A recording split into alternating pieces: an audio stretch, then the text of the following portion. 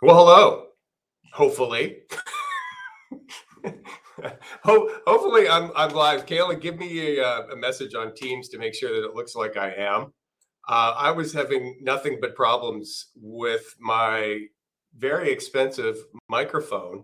I'm not sure if it was the microphone or if it was our video recording. Yes, okay, you can hear me. If there's anybody even left, that maybe people bailed, my apologies for being late. I was late to our meeting, everybody. I literally do this for a living.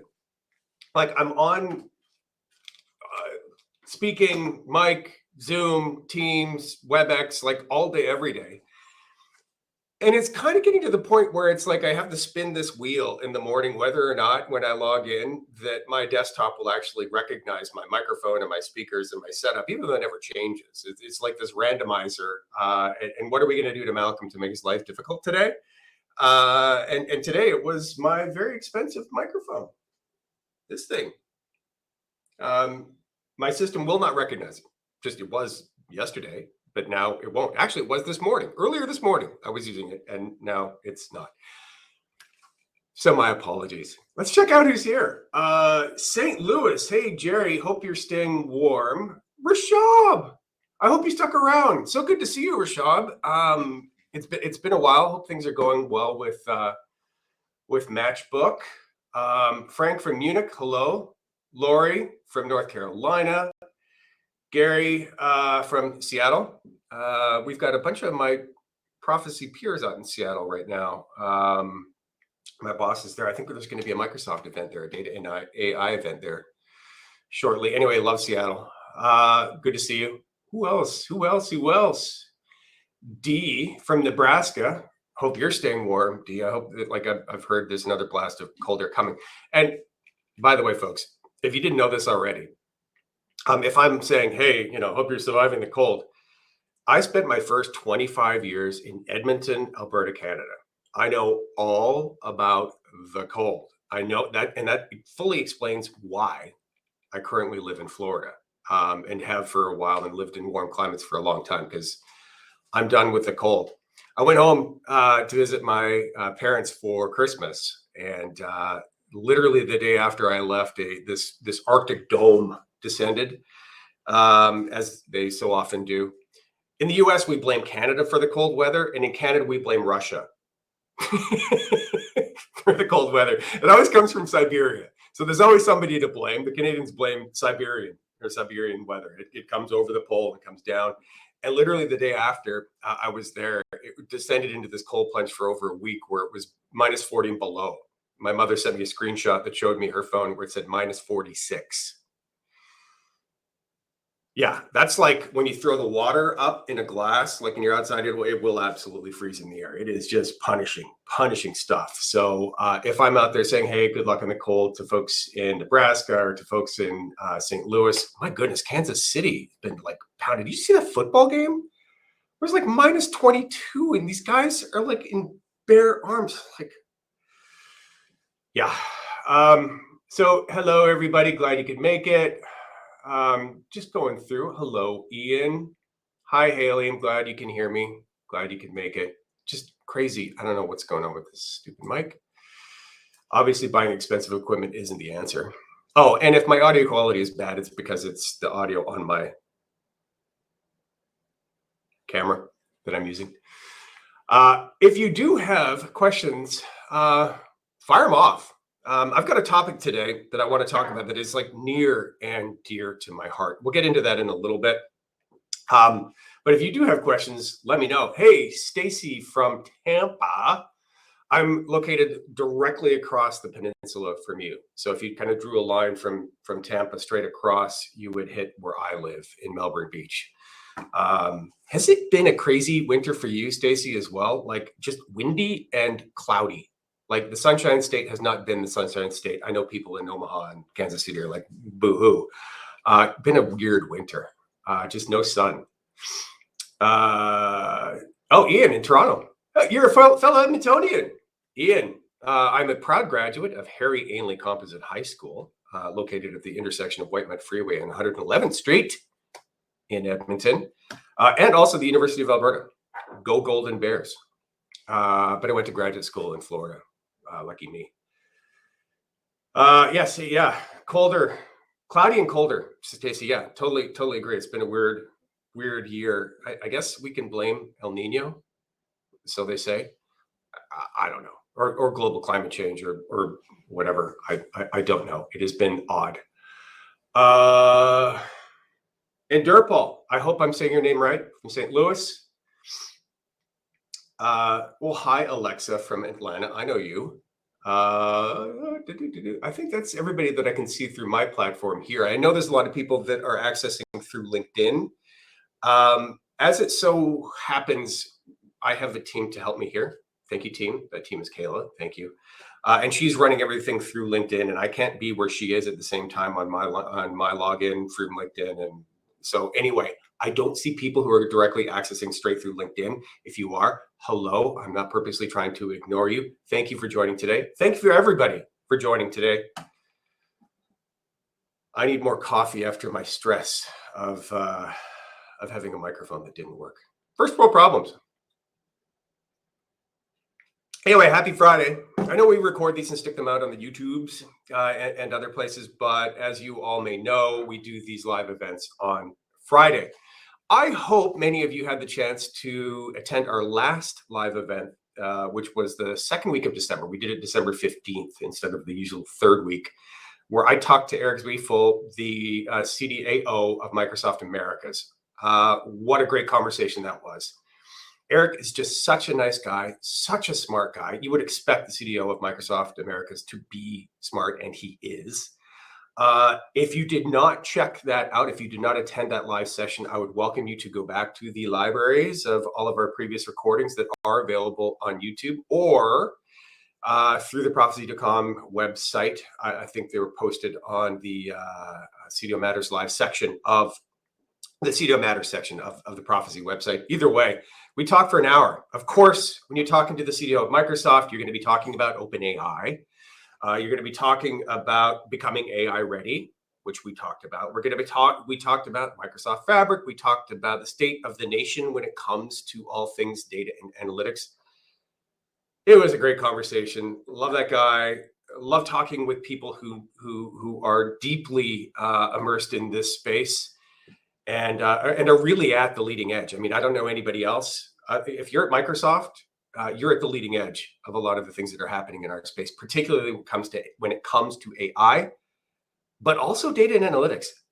I'll tell you, 7-8 years ago, when Amazon was kind of running away with the cloud hyperscaler space, I was like, Microsoft is never going to catch up, right? They're never going to catch up. And they made it their goal to do that. And I would say, at least from the perspective of a data management ecosystem, we could have a separate conversation about just kind of infrastructure as a service. But when it comes to applications to allow data people like us to do a better job, Microsoft has just gained a ton of ground in the market and are doing really, really cool things. And I'm expecting more. They've got an advantage with AI. It will be everywhere, folks, if it isn't already. So anyway, please check out that conversation with Eric. I was totally honored that he would be willing to join. And I will actually look forward to having him back again sometime in the near future. What other logistics? Of course, we continue to make the recorded versions of the CDO Matters podcast. We are recommitting to that through 2024. We're into our 43rd episode. Wow, I never imagined for a second that this dog would be learning a new trick like a podcast, but I am. It's fun. We'll continue to have conversations with engaging people in the data and analytics space. I'll continue to do a reasonable number of those podcasts solo, but we are recommitting to that, of course, in 2024. Look forward to lots of fun and interesting stuff there. Very shortly on the agenda will be a lovely and intelligent person named Santona Tooley, who is with a company now called Upsolver, but just a really remarkable person with a history in nuclear physics, who has actually been in the Large Hadron Collider in Switzerland, and she was like making photons smash together, which is just kind of like, that's great. Let's talk about that. but will be an upcoming guest on the podcast, and many others. Of course, we're not going to be talking about nuclear physics on the podcast. We're going to be talking about data and AI and big data and other fun stuff. The topics will certainly keep coming. All right, let's get into. Let's make sure that we touch off on any questions. And of course, as usual, Caleb will be funneling them to me here in my little bubble where microphones don't work. But yeah, if y'all have any questions, governance, strategy, MDM, how to, do's and don'ts, best practices, let at it. This is an ask me anything as much as it is me talking about stuff. So that's the purpose. Ask me anything you want. I'm here to help. I used to do this for a living as a Gartner analyst and still do through these monthly events and through what I do on LinkedIn. So let's cut to the chase. So the topic of today, as posted, was what I'm calling modern data leadership. You've probably heard me talk about this before. I've been talking about this a little bit on LinkedIn. I published a blog related to this, and today we're going to be talking about an upcoming ebook. So I just completed an electronic book, a booklet, a little more than a booklet, a novella. Maybe we could call it that. Let's just call it an ebook. 10,000 words of goodness. Maybe we could just call it that. Not quite a full-length book, but getting there. On this topic of what I'm calling modern data leadership. What does this mean? Well, let me back up a little bit. So for the 3 years that I was a Gartner analyst, I talked to 1,500 CIOs and CDOs about what works and what doesn't work. Literally all day, every day, I was talking to data professionals at every level, right? And I say CDOs and CIOs, that's true. I was talking to them, but I was talking to managers of data and analytics. I was talking to people who do data management and data stewardship and implement MDM solutions and implement data quality solutions. I was talking to everybody about what's working and what's not working. In those conversations, I got a real feel, a real flavor for kind of the way that people are thinking about data and analytics and the way they're thinking about their jobs, the way they're thinking about data, the way they're thinking about their relationships with people in the organization, whether that's internally in the data and analytics function or whether that's outside. I got a real feel for how people just kind of feel about their jobs and kind of writ large the kind of the broader ecosystem that we all live in. On top of that, I got to see and I got to hear firsthand from a lot of people where, frankly, there was a lot of frustration, right? Where people were talking with thought leaders on LinkedIn. They were getting advice from people like me. They were paying expensive and brilliant consultants for guidance on how to actually drive value in their organizations, how to become agents of change, how to enable digital transformations, how to streamline supplier onboarding, the list of business process improvements. But I was talking to these people day in and day out, and often what I was hearing were people that were doing all the right things. They were getting DAMA certified. They were getting their CDMP certifications. They were learning about data governance frameworks and data strategy frameworks and operating models. They were doing all of these things, right? They were listening to best practices, and they were engaged with analysts and consultants and others in the space, and they were doing the work. But a lot of them were really getting frustrated because of a perception of a failure to drive value. And often that perception is real. And this is borne out in survey after survey after survey.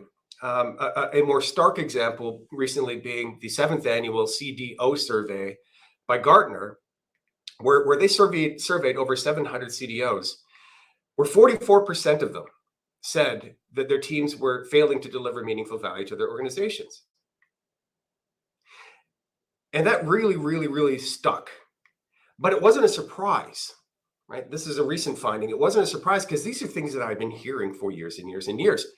And I'm not saying these things to be a downer, folks. I'm just saying that what I saw as an analyst firsthand was really smart people working really hard, doing all the right things or trying to do the right things with great intentions, yet so many were failing to move the needle. What's particularly stark, my camera just burped. I don't know why. What's particularly stark about that 44%, what was that it was a self-assessment, right? So maybe the number is even greater than that. It doesn't really matter. But I put all of this together and I was like, what's going on? Like, what's going on? I know these people are smart. I know they're doing the right things. I know they're working hard. And I thought about it and I thought about it and I thought about it. My camera just burped again. Don't know why. And I've come to some theories. And I think the theory, and I think something we need to be talking about more is what I'm just calling a mindset challenge. What I heard often, over and over and over, were sentiments when I was talking with data professionals, and I hear it all the time in the market. By the way, now this is not anecdotal. I mean, this is some normal stuff. I would hear things like, "Well, you can lead a horse to water," right? I would hear things, "Well, business doesn't care about data quality. Business doesn't care about my job. Business doesn't care about all the hard work we're doing. They're illiterate. They lack data literacy." I would garbage in, garbage out, right? Well, hey, I just do the pipes. I don't do the water. If the things are bad, well, hey, not my fault, and on and on. And some of the things that we say day in and day out have just even become kind of generally accepted. They're kind of like dogma, right? The idea of garbage in, garbage out. I mean, I've been saying it for years, literally decades. I've been saying that. But then when I started to think about it, and I thought more and more and more about the things that I was hearing, the conclusion that I came to, and I'm still working through, by the way, is that we've got a bit of a negative mindset. We've got a bit of a negative mindset. And then I did a little bit of research around that and try to probe a little bit on what is a mindset? What does this mean, right? Well, a negative mindset, these things are very real, by the way. I'm not making this stuff up. Negative mindsets tend to see things negatively, go figure, right? They tend to be a little pessimistic. They tend to be kind of the people who have negative mindsets tend to think of things in all or nothing or highly binary, black and white, when things kind of rarely are. People with negative mindsets tend to shoot down ideas, right? Tend to collaborate less, tend to be slightly more insular, as it were. And the problem with negative mindsets is that there's two really big problems with them. I mean, other than the fact that I think if you embrace a negative mindset day in and day out, it can be problematic and not fun and make your job kind of miserable. But the biggest problems are twofold. One is that they tend to fuel themselves, right? They're self-propagating. The same is true with a positive mindset, by the way. The more positive you are about things, the more you tend to be positive. The more negative you are, the more you tend to be negative. So that's problem number one. Problem number two is that these things all tend to have self-fulfilling prophecies, whether they're real or whether they're perceived. But they tend to have self-fulfilling prophecies, meaning if you think everything's going to be bad, well, generally it tends towards that. Right? Like to think you kind of make your future. And if you see things as going to be negative, I'm always going to be negative, there tends to be some self-fulfilling prophecies there. So I came to this conclusion that we've got a bit of a mindset challenge. And I had already kind of highlighted a few of those examples, right? One of the ones that is near and dear to my heart is data literacy. And some of the challenges related to data literacy. Like if you've listened to me for a while now, this is not news to anybody. But I view data literacy as a potentially toxic force in organizations, not because having trained users is a good idea. Of course, it's a good idea. But I'm a little concerned about data literacy. One, because it's a judgmental phrase. It's a judgmental term in and of itself. It's judgment. I'm going to judge you as lacking skill.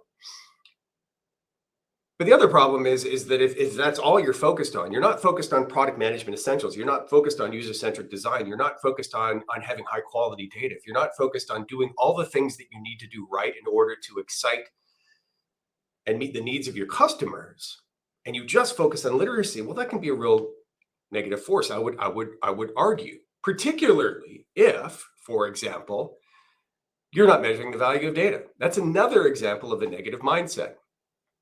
A negative mindset would say, you're not data driven.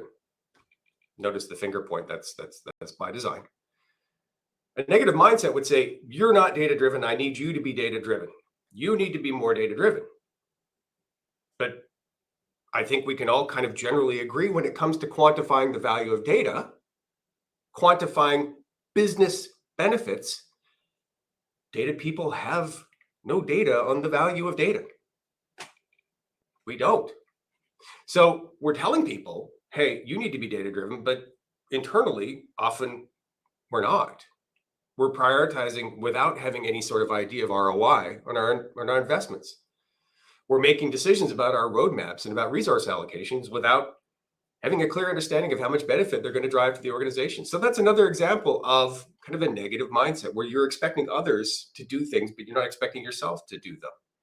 So I put all these things together. It's like, there's got to be a better way, right? If I'm right, and if a pervasive negative view of things in the data and analytics function is widespread, I'm open to being wrong, by the way. Maybe it's not. I had a little bit of a bell go off over my head. It's like, okay, well, yeah, I certainly see this. Starts with basic things like garbage. I mean, garbage it's our raw materials. Like if we were making headphones or microphones that didn't work, if we were making these things for a living, right? Like the garbage would be the raw materials. They would be all the things that go into to our finished product, right? Like, so I see examples of these things all the time. And then I was like, okay, there's got to be a better way because I know we're smart. I know we work hard and I know we care. So what would be some examples of a better way? This is exactly what I'm kind of referring to as modern data leadership. And maybe leadership isn't the right word. I've wrestled with that a little bit because this isn't just about CDOs, right? This is about everybody. This is about data stewards. This is about data quality managers. This is about consultants. Because frankly, consultants and analysts play a huge role here. Huge role. We can set the tone. We can drive the agenda. We can seed ideas in the minds of our CDO and CIO clients. We can tell people which way to go because we're the experts in the space. So certainly consultants and analysts have a huge role to play here, and we can amplify to the positive, or we can amplify to the negative. So this isn't just for a CDO, right? Even though the title of the podcast is CDO Matters, specifically targeted at CDOs, I think we can do better as leaders, but this is really for everybody. The idea of becoming a modern data leader could work for a data steward, could work for a data quality manager, a manager of MDM, you name it, because all the things I'm about to talk about, all the things I'm about to share, I would argue can be applied at every level of the organization. Yes, it's especially so with a CDO, but I would argue could be supported at every level of the organization. So let's start with one example, and I just touched on it. The idea of garbage in, garbage out, and saying, well, garbage, right? What's a better way of thinking about that? Maybe a more positive way of thinking about data quality related issues. Well, a more positive way to look at that is one, job security. I like having a job. If I was a data quality manager, I would like having a job, right? Because we add value. We do important things. We take raw, unrefined data and we make it insightful. We make it valuable, right? And yes,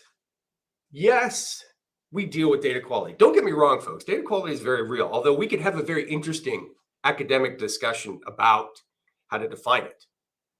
Because frankly, I'm a little frustrated when I hear stats like, well, 80% of data scientists' time is wasted to data quality issues. That's an example of a negative mindset. That is a perfect example of a negative mindset. And by the way, that's a quote from an article published in Harvard Business Review. 80% of data scientist time is wasted. Keynote, wasted. That's a negative mindset. That's exactly what I'm talking about. So how do we flip that? Well, like I'm saying, job security. A great way to think about data quality would be maybe a more positive way, a more positive mindset would be to say, wow, I have an opportunity to refine data. And that opportunity it's an opportunity. The opportunity is an opportunity. Boy, I'm on fire today. It's an opportunity, not a burden. It's an opportunity, not a burden. So if the data quality if there's a problem there, if there's a challenge there, sometimes I realize that it's so bad, there's very little you can do with it. I get it. I've managed instances of Salesforce.com in my past. I've seen what bad data looks like. I get it. But if we looked at data quality through the lens of an opportunity and not a burden, I think that would be a great starting point. Look at it as an opportunity to add value. Maybe you would even start to appreciate the fact that the data quality is low. Right? Yeah, I understand it's hard sometimes. Yeah, I understand it's frustrating at times. Yeah, I understand that. Wouldn't it be better if we could stop it at the source? Wouldn't it be better? But this is opportunity number 2. And there's many. I've identified at least 7 kind of behaviors of modern data leaders. But another one would be, and this is aligned to data quality, another one would be to recognize that people generally have positive intent. Right? I don't know anybody who's out there who's trying consciously to make downstream processes harder, including ours. Right? I don't. I've managed engineering teams that are building business applications. I've managed them. They make difficult decisions day in, day out to try to find a balance between speed and quality. Everything that we do when it comes to engineering software, building applications or building systems or building processes, whether that is a manufacturing line to build Doritos or whether that is the building of a software process or building of a car, I would argue there is a fundamental trade-off that exists between speed and quality. It's just kind of a fact of how we operate and of how businesses work. And if I'm a business process owner, right, I could manage a supply chain. I could literally manage a manufacturing plant building cars. I could be managing a sales process where salespeople are being asked to create accounts in Salesforce. I could be responsible for that process. The responsibility is mine to find the right balance between speed and quality that aligns to higher level strategies that are often outside of my hands. My point being here, guys, is that I'm going to make a difficult choice. Sometimes I may veer towards speed because maybe I work for a smaller company. Maybe our business strategy is more aligned to speed. Maybe our business strategy is more aligned to top line revenue than it is to bottom line efficiency. Or maybe I'm a more mature company and I'm focused on the latter and not the former. It's all valid. All strategies here are valid. My point is that there are conscious decisions that are being made by people across the business day in and day out, whether they are the people doing it, creating a record in Salesforce, whether they're the people that are coding the applications, determining whether a field should be required or not in Salesforce. There are people making decisions day in and day out that are difficult, where those decisions are being made with the best intentions possible for the organization. So remember that if something lands on your transom, if you're setting up an engineering pipeline and something is completely broken and completely messy, sometimes it's just plain old human error because we're human. Sometimes it is a result of been consciously made for speed over quality because that decision aligns with some higher level strategy that you're probably not privy to. And that's okay. And that's okay. But there's no negative intent. It doesn't mean the business doesn't care about data quality. I've said that hundreds of times. And it may be true that business doesn't necessarily care per se about the process of data quality insofar as that may be your job. Because they care about what they're paid to care for, and you care about what you're paid to care for. We all care about what we are getting paid to care about. Right? Like I don't point fingers at anybody in the data and analytics world and say, well, you really don't care about revenue operations. Because you probably don't. And that's okay. We all care about what we're getting paid to care about. So this is a very long-winded way of saying a more positive approach, I think a more fruitful approach could be, wow, everybody's got positive intentions. This is job security for me. I have an opportunity to turn this lemon, this giant pile of lemons into lemonade. Right? With those, like that in and of itself, I think instead of saying garbage in, garbage out, I don't know what an appropriate replacement would be. Maybe just instead say, hey, this is an opportunity, not a burden. Those are just two high-level examples. I'm going to stop and take some coffee, but I don't know if this is resonating or not. But I honestly believe that if we take a more positive mindset to things, that in time, we'll start to model the culture. And this is attribute number 3 of a modern data leader, by the way. I think in time, we'll start to model the culture that we want others to embrace. Meaning, instead of us saying, hey, you guys got to be data driven and you guys have to, I got to change the culture and the culture needs to be more data friendly and embrace data and use data for decision making. Instead of saying that's your problem, let's make it an our problem. Right? And start to model the behaviors that we want others to adopt. Great examples would be assuming others had positive intent. Another great example would be starting to measure the value of the products that we provide or the services that we provide. So instead of saying you're not data driven, but also not being very data driven internally, walk the walk. Right? Start to develop some of these metrics. Start to understand the value that you bring to the company. So I'll stop. Hopefully this is making some sense. I think if we start to do these things, then we will start to model the culture we want others to model. I think we will start to become a beacon of positivity. I think others will want to get on the bandwagon with us. Right? I think others will look at us as a force of positive, as a good force of change, as a group that is fun to work with, is a joy to work with, and that is providing valuable solutions. Because I think today we got too much of this going on between data roles and folks on the more of the kind of the business side. I don't know. What does everybody think? Am I crazy? Everybody's just taking it all in. I'd love to hear your thoughts, by the way. Because I need to find a way to deliver this message in the most productive and supportive way possible. Interesting side note. I gave a presentation recently. I won't say where and I won't say the context or anything, but where I got some feedback that I was potentially being a little overly negative, which is an irony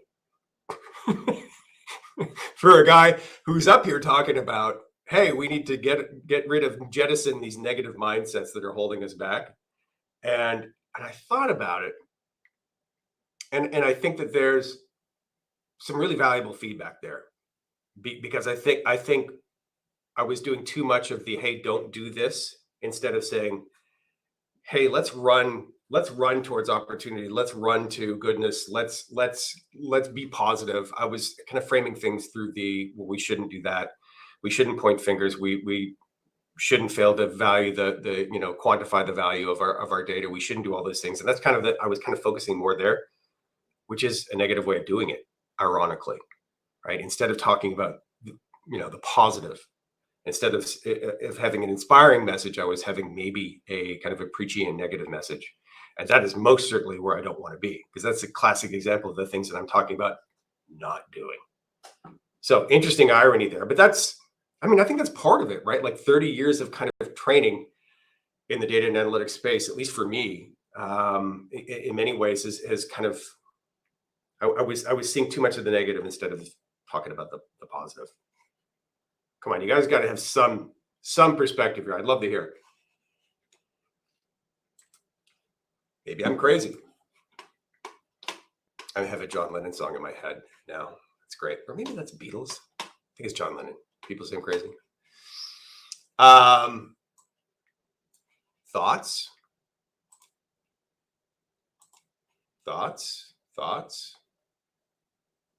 I'm looking at some of my talking notes.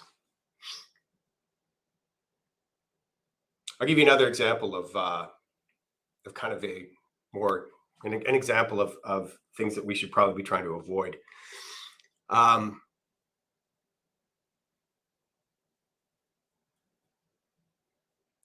see a lot of metrics related to data quality that are kind of positive in the negative way, or that are put forth in a negative way.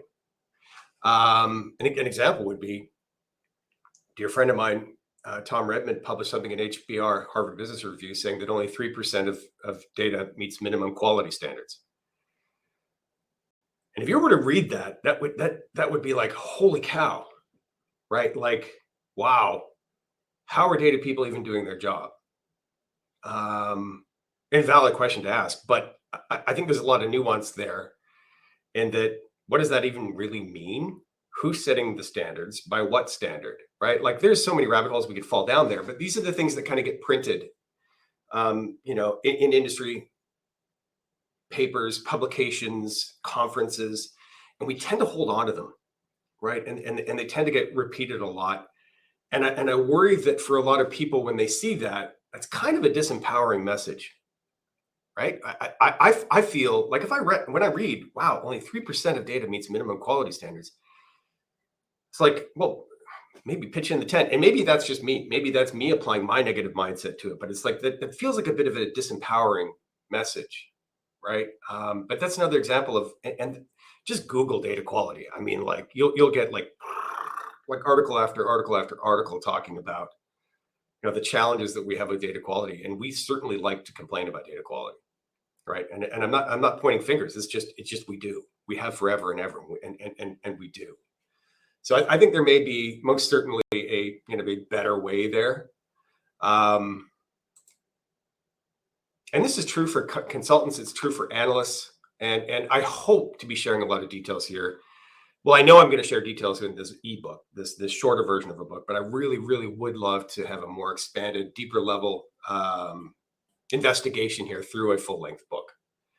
So I don't know how long that's going to take, but I will commit that the majority of it, I'll certainly be going to be using AI for editorial help and for proofreading and for a few other things, but I want it to come out of here. I don't want it to come out of OpenAI. So I think there's, a book is going to take some time, but if I do it, I'm going to do it the right way. What would be some other examples of what I'm calling modern data leadership? I talked about seeing data quality issues as an opportunity, not a burden. I talked about seeing positive intentions in others. What else have we got? One great way to operate, one great way to kind of approach how we do our business and how we manage our businesses would be, I would argue, I already talked about measuring business value.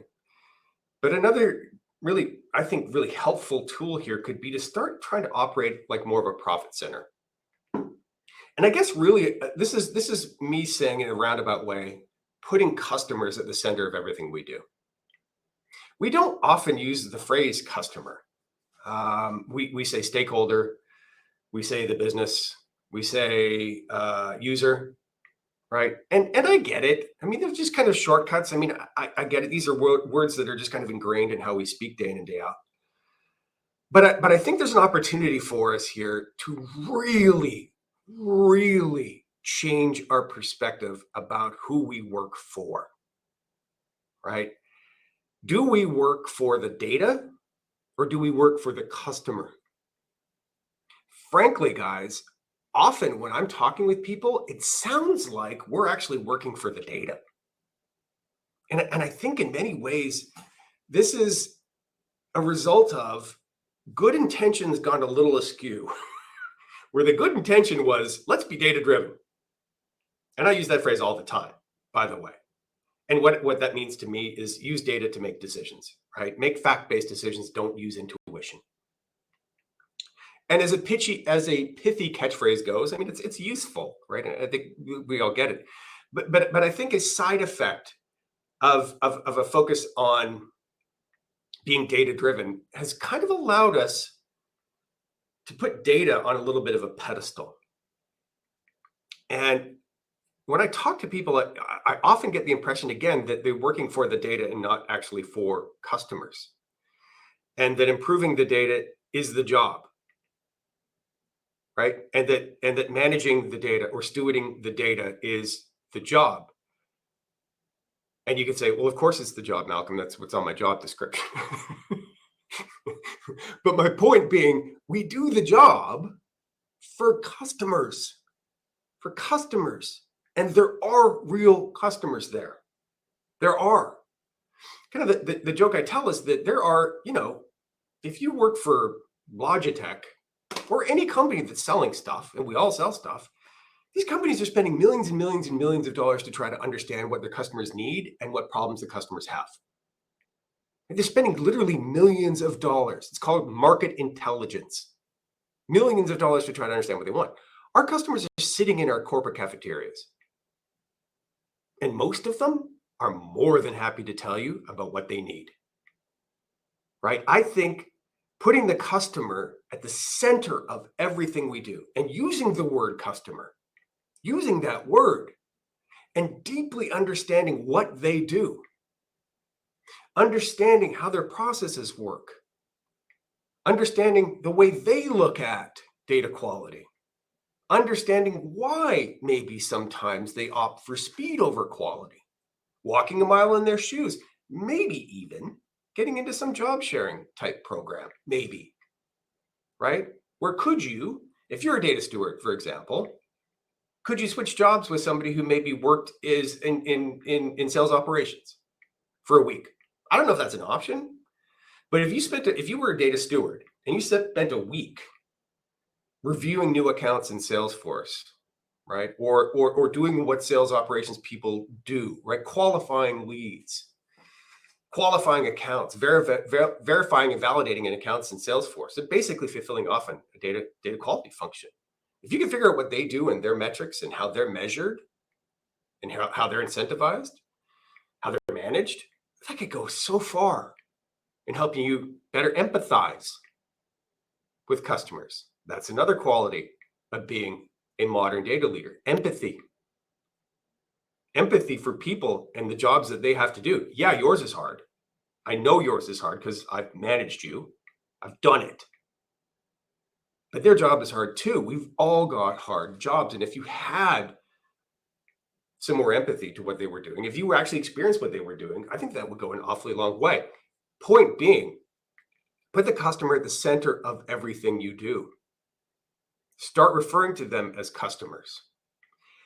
Maybe even at some point, could you start to manage your relationships like it's a producer supplier? If you ran a data organization, if you were a CDO, could you maybe even start to operate as a profit center? And I'm not saying that you need to start selling your data internally. I'm just saying operate like you were a profit center. Another example, we do have some feedback. Stacy, we built heads with some of our company because we were trying to do data strategy without understanding the current state. You butt heads. I don't have, you see me going like this, is because I'm looking for my reading glasses. How sad is that? To read what she said, Stacy. Yeah, well, the butting of heads, I mean, I see it far too often, but we could butt heads less if we really spend some time trying to understand what they're trying to do. In your case, they're trying to do a data strategy without understanding the current state. Well, It's exactly what I was talking about before. If we can butt heads less, that's great. Juhina, it's so nice to see you. You've been at a few of these now. I hope you're doing well. Juhina and I had met. What conference was that? It was last year. I can't remember, but we had a lovely dinner. Through an event that my company was holding. There were many of us there. We face data quality challenges on multiple fronts, and they're all tough. Data quality rules and to provide them. They're all tough. Data quality rules. Who provides them at what level? Well, that's a great question. The technical implementation, the communication follow-up, not to mention the alignment. Oh my gosh. At what level should you have data quality rules? What a great question. Well, the correct answer is it depends. The way I look at data quality is the way that I look at MDM, which is the way kind of that I look at the definitions of customers. I look at companies across 3 levels. Enterprise-wide, C-level, right? Often where the rules are dominated by CFO or CEO, right? Middle layer of the cake is cross-functional, right? Cross-department, where data needs to move between departments, where data needs to move from sales and it moves into finance, or whether it moves from procurement into finance or whatever, but there's a cross-function there where the rules look probably even a little bit different. And then there's the lowest level, which is functional, meaning at a functional level. I've been using Salesforce as an example. Do the rules, the data quality rules used for an account in Salesforce have to be used enterprise-wide? Well, of course not, except when we're talking about master data. We're talking about data that is widely shared, that needs consistent rules, quality, structure, governance. That's data that tends to be either in the middle layer of the cake or the top layer or both. So the answer to your question, Juhina, is data quality rules will vary by how it's being used. That's hard. That's hard. For most companies, they're focused on that top level, particularly manufacturing companies. They're focused on that top level where it's, can I just get one set to rule them all? This is frankly how MDM kind of gets a little bit of a bad name in organizations, is because often at that level, at the C level, at the enterprise-wide level, the rules only work for the top level executives. They tend to not work that well for functional executives. This is how we butt heads. I mean, I'm sure many of you have actually even experienced this, where you're arguing about a customer definition, where function leader says, leader A, maybe sales, says one thing, and another functional leader says another, and another, and another. All the rules can vary. So anyway, there is a tough decision that you have to make. And it's a function of about your level of your data governance maturity, right? About how much resources you have to execute on this. In a perfect world, the quality rules would vary by level, by who's using the data. But as a starting point, particularly for your company, Juhina, I think you could probably make a case just to start at the top. And those things tend to be supported by enterprise-wide governance committees, where everybody from around the organization gets together and agrees on a common set of rules. And that's hard. That takes a lot of time. It takes commitment. And it takes those people having some idea what the benefit is going to be. But that may be one place to start. Or another place to start could be at that functional level, the lower level of the cake, where maybe all you're trying to do is to create a sales and marketing master, right? Where all you're trying to do is to have a single version of truth within one function, like sales or within finance. This is where a lot of companies got attracted to the idea of a customer data platform, a CDP, for sales and marketing use cases, because arguably you could maintain some idea of the business rules just for sales and marketing in a tool that was used only by sales and marketing. This is what leads a lot of companies to say, hey, well, let's manage our data quality or manage our master data in Salesforce, in our CRM. Well, that might work just for sales and marketing. But the minute that data has to move somewhere else, you're going to have to probably expand. You're probably going to have to not do MDM or data quality just in Salesforce. You're going to have some other tool to do it and some other process to do it. Long answer to a short question. It's complicated. Your follow-up, there's too much subjective information and opinions and not enough framework and strategy. Well, that's yes. However, I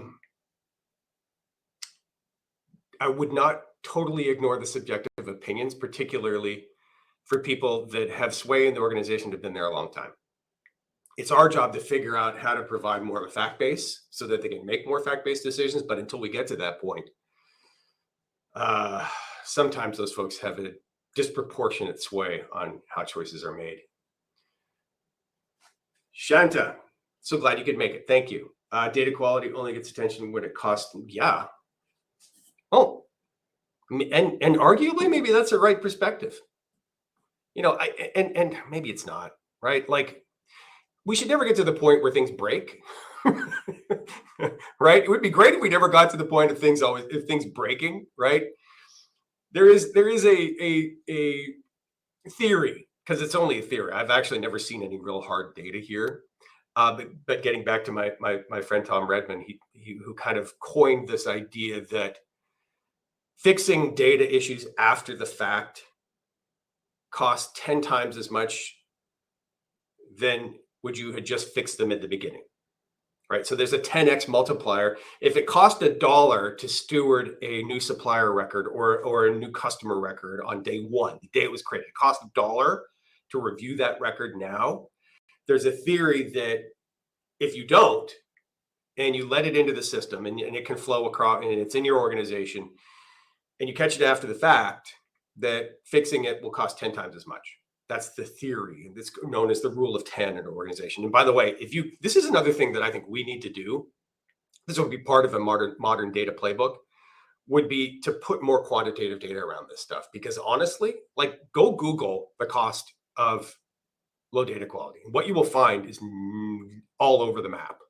Like these really high level, subjective, kind of throw spaghetti to a fridge estimations that arguably aren't really that helpful. So I think we could do a better job of actually coming up with metrics there, but it does all trace back to data leaders and data practitioners quantifying the value of what they build.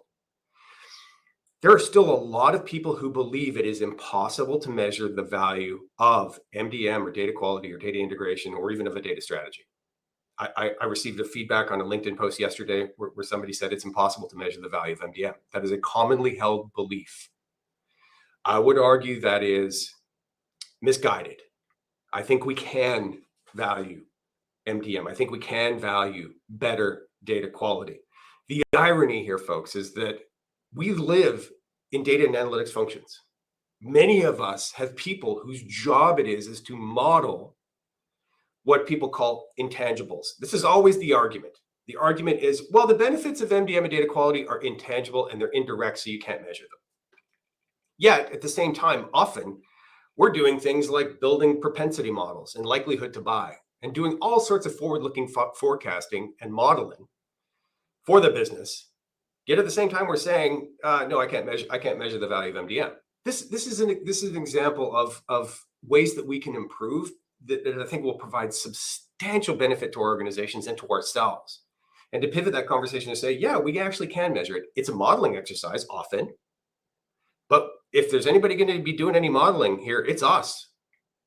We're in the modeling business. It's what we do, right? We can do this, right? So if I improve our data quality 10%, right? If I speed up the onboarding process by 5%, if I reduce our error rate for product defects by 5%, what will that mean to the business? I think we can come up with that. I think we can come up with that. Yes, Haley, we're models. It's what we do. Yeah, I don't think anybody wants to see me being that kind of model. You can trust me on that one. So my apologies for being late, folks. Look forward in the very, very near future. I just scratched the surface, by the way, today with this discussion of what it means to become more of a modern data leader, right? At the core, what it's about is adopting more of a mindset that is forward-leading, that is flexible, that is adaptable, that will allow us to start to model the behaviors that we want others to embrace. It will allow us to measure the value of what we do. It will allow our companies to become more data-driven, taking a positive view on how we work, who we work for, and our data, I think, will yield incredible results to our organizations and will allow us to slowly make a pivot towards being the agents of change that our companies desperately need us to be.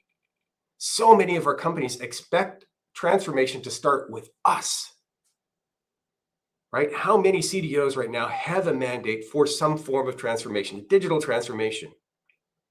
Many of our companies are asking us to be the harbinger of change within their organization. I think that necessarily means we need to embrace change. I think that's what that means. And I think it starts with us. And I think we can do it. I know we're smart enough. I know we care enough. I know we're driven enough.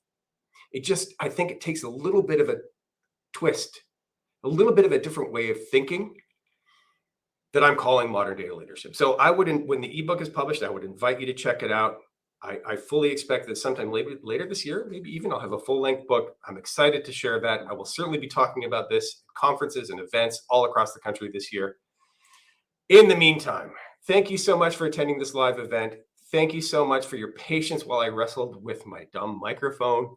I hope to see you guys next month, same time, same place, or on a recorded version of our CDO Matters podcast. Please remember to subscribe. That would be awesome. I'll see you guys again in another month. Bye, all.